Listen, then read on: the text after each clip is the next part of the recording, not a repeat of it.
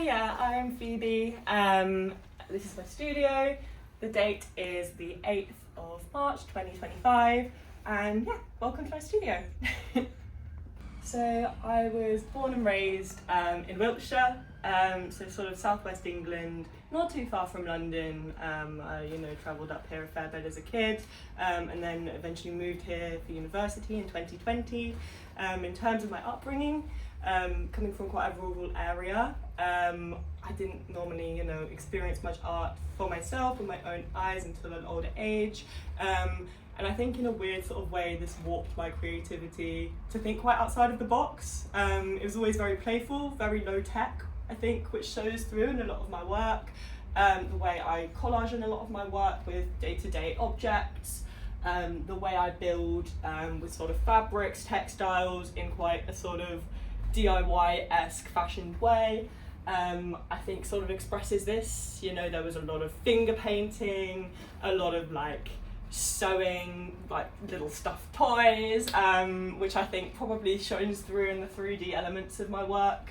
And yeah, in terms of upbringing, I was lucky enough to be raised by an amazing family. My mum in particular was sort of the one, I feel like, who wore the trousers in the house. She's never afraid to, instill great morals into us and speak what she thinks and encourage us to do so. And growing up I was quite shy, so kind of like a polar opposite of this, and eventually getting myself in more creative spheres, I found my voice, and alongside that the painting, and that sort of, I guess, went hand in hand, and yeah, shone through. Amazing. So in terms of my biggest influences, I think in terms of fine art, my biggest influences I probably look to the most are Louise Bourgeois, which probably isn't too surprising, with the sort of textiles influences, as well as Sarah Lucas. To me, those are two artists who were never afraid to push boundaries in terms of the silly, the playful, but shining a light on quite sort of serious undertones to do with feminism of the time, and what it means to be a woman, and I think we talk about women artists a lot and what that means. A lot of people don't want to be pigeonholed into that box.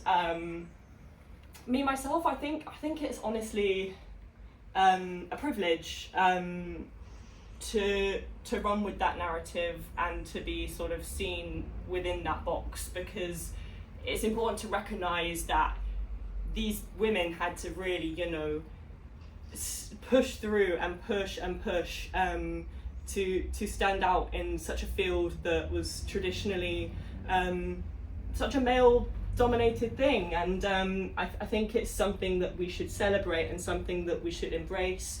And I think it's incredible to see technically what makes their work so different and so special, and what they pull from that is so unique.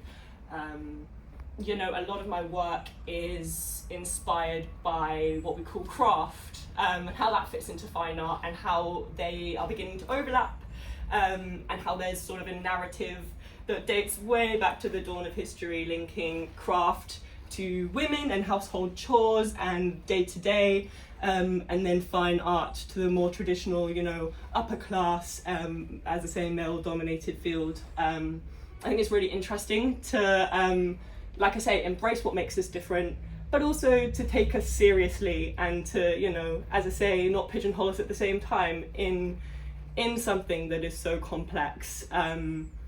So, it's a catch-22 in a sense, but I think it's something that should be celebrated at the same time.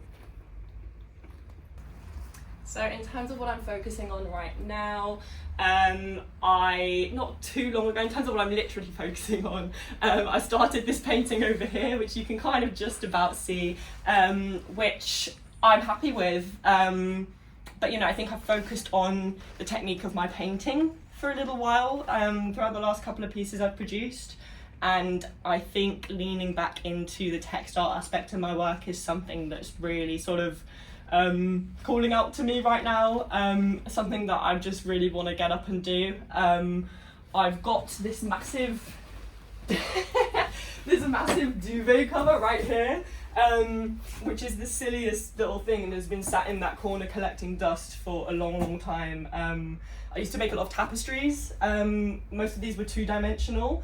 But since then I've done a lot of sculpting, a lot of 3D work, and so I think it'd be really cool to make something typically two-dimensional like a tapestry, but sort of build into it. And I think what better sort of surface to start on than a duvet. You can kind of mould into it, mould out of it, and so I think that would be a really cool sort of base to work on. So I think that's something I'm going to play with and brainstorm into, and give that a crack. So I think probably the biggest challenge of being an artist to me, if we're talking literal, we were just chatting just now, and I think the biggest challenge for me is knowing when to finish a piece, or sort of, I guess, the notion of, is it ever really finished? Can it be finished a lot earlier on than you originally anticipate? In my case, that is the case a lot of the time. For instance, this piece I'm working on here, I've been working on for at least maybe like about a year now. And the rendering on the painting isn't exactly what I set it out to be, but I'm quite content with it at the moment. I've let it sort of lay for a while, and I think I'm just about coming to the conclusion that I think it's done, but you may look back, you know, on my artwork in a few months and see that it's completely changed, you know, so I guess we'll have to see. But in terms of challenges in other aspects, I think, you know, it's a day-to-day thought in the background of my mind, what I want to portray, what people think of my work. I think that's a universal thing that we all feel. We can tell ourselves that, you know, we don't care what people think, our art is totally an expression of who we are, but, you know, there's always going to be something within us that's looking for the next thing. You know how like writers experience writer's block, we totally experience a creative block here and there, so I think that can be quite a threatening thing for people. Lately I haven't experienced that too much, which is fantastic. But it's real, so those are challenges too. What advice would I give to my younger self? I think the main thing is, it's cheesy and it's cliche, but don't be afraid to run with what you feel like is the right thing to do. Outside noise is important, it's always going to guide you, it's part of the reason why, you know, I got here with my work, geographically, and, you know, being able to make what I make as well. But I think there were many times when I was quite young where, you know, you decide you want to go into a creative industry and everyone around you is, are you sure this is the right idea? But you've just got to push through, and in terms of the work you make, really stay true to what it is that motivates you, whether that be your subject matter, the themes surrounding your work, what you want to work with, all the way through to who you surround yourself with creatively, where you kind of want to have your work shown. All of these tiny aspects, I think, pull together to frame sort of your narrative and you. And I think if that ultimately leads back through a path of what you chose to do because it was true to you, then I think that shows in the end. It's a long game. I think this whole thing is the long game. And you know, I was just chatting, and something that sprung to mind was like, I work, you know, I've got a 9-to-5 job, and that's sort of the case for many creatives at this stage. And I think acknowledging that it takes time and you've got to have a balance of life, and that art can't always consume all of that, is a really, you know, obvious but important thing to be faced with. And ultimately that balance will swing, and you may have more time or less time as the years go by to focus on your work. And I think such is life. You've just got to chug along with it, and things creep up on you, and you put in the work and you get there. So yeah, I think that motivation is what keeps me going through that. In terms of unconventional mediums or techniques, as discussed, I think a lot of it is very low tech for me. Take even, for example, this. You can literally see like the harsh sort of jagged lines of sewing machine, mixed with the sort of more carefully hand sewn, hand stitched areas, and there are obvious mistakes. You know, I was painting the canvas, I got a bit of the canvas on here because I'd already sewn it onto here because I was impatient to get started on that sort of sculptural element. And so I just ended up painting that whole panel blue, which wasn't originally the plan, and I kind of like how it looked. But I think, yeah, acknowledging, as, is it Bob Ross, he'd say, happy accidents. But I think that sort of low-tech element of trial and error, I think that's a really sort of key aspect.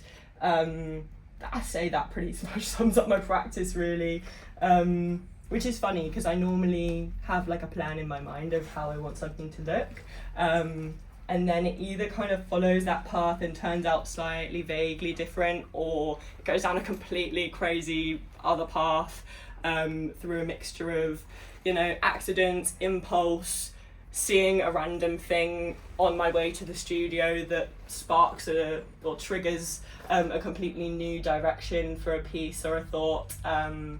So yeah, that in itself, I suppose, is unconventional, but at the same time so human and normal, because how can we sort of stick to the status quo when producing work is something so personal?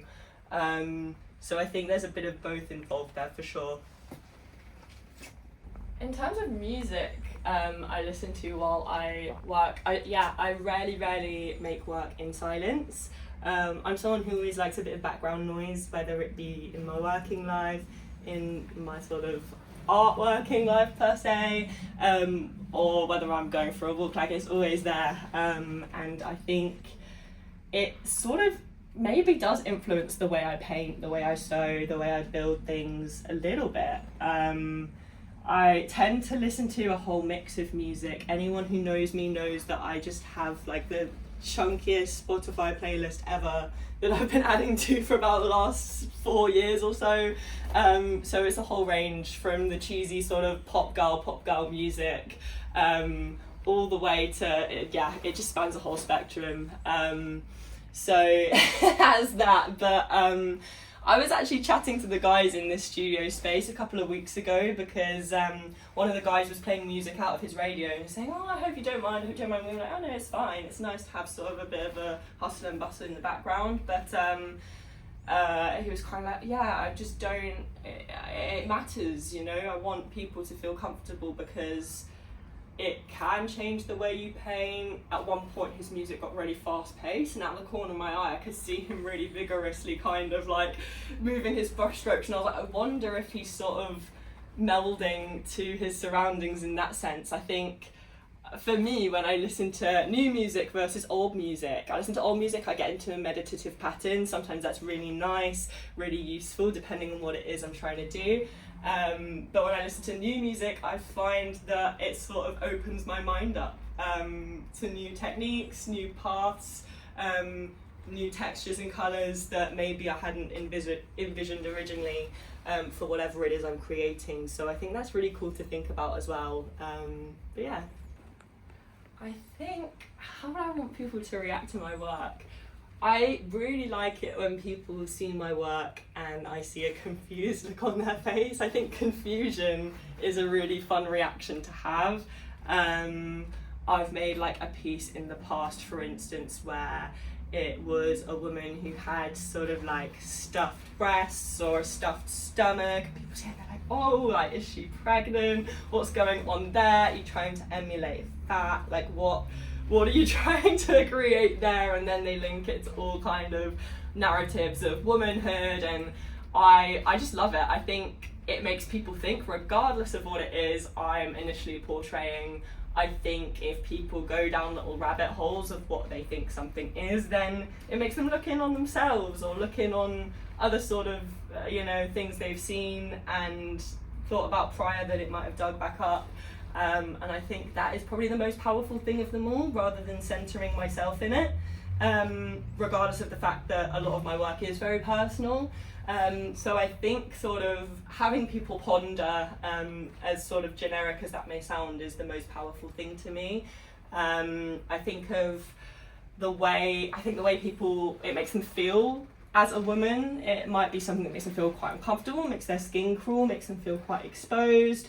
And perhaps viewing my work even as, you know, a man, it might make men feel quite uncomfortable to see women this exposed, when, you know, a lot of my work is quite intimate. And I think playing with those elements of discomfort and sort of cliche at the same time, playing with the beautiful and the ugly, I think is something I really enjoy doing. So confusion, discomfort, but also having people feel heard.